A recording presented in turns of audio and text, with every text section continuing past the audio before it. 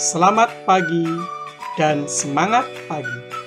Salam sejahtera bagi kita semua. Kali ini disampaikan pembelajaran Inilah Gereja yang mewartakan Kerajaan Allah. Keikutsertaan gereja dalam mewartakan Kerajaan Allah dilaksanakan dengan berdasar pada tugas Kristus sendiri, yaitu sebagai imam, nabi, dan raja. Sebagai imam, gereja dilaksanakan melalui pengudusan, yaitu kegiatan liturgis dan sakramental.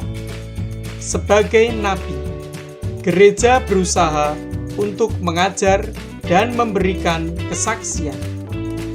Sebagai raja, dijalankan oleh gereja melalui upaya membentuk komunitas dalam persekutuan dan pelayanan.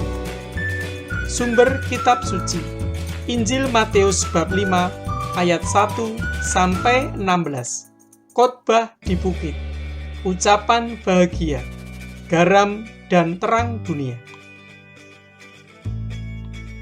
Berbahagialah orang yang dianiaya oleh sebab kebenaran, karena merekalah yang empunya kerajaan surga.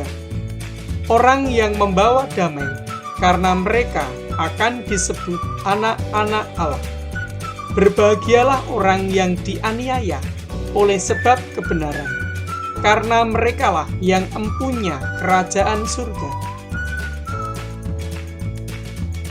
Dalam Lukas bab 4 ayat 16-21 tentang Yesus ditolak di Nazaret. Kerajaan Allah harus diwartakan kepada orang-orang miskin. Kehadiran kerajaan Allah diwujudkan dengan memberitakan pembebasan kepada orang-orang tawanan, memberitakan tahun rahmat Tuhan telah datang, membebaskan orang-orang tertindas, penglihatan bagi orang-orang buta. Kerajaan Allah yang diwartakan Yesus akan tercapai pada akhir zaman.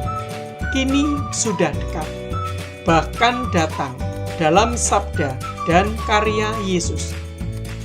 Kerajaan Allah adalah kabar mengenai masa depan dunia, di mana yang miskin dan lapar akan dipuaskan, yang tertindas tidak akan menderita lagi, dan yang tertawan akan dibebaskan. Yesus menghendaki suasana bahagia, penuh sukacita dan kegembiraan.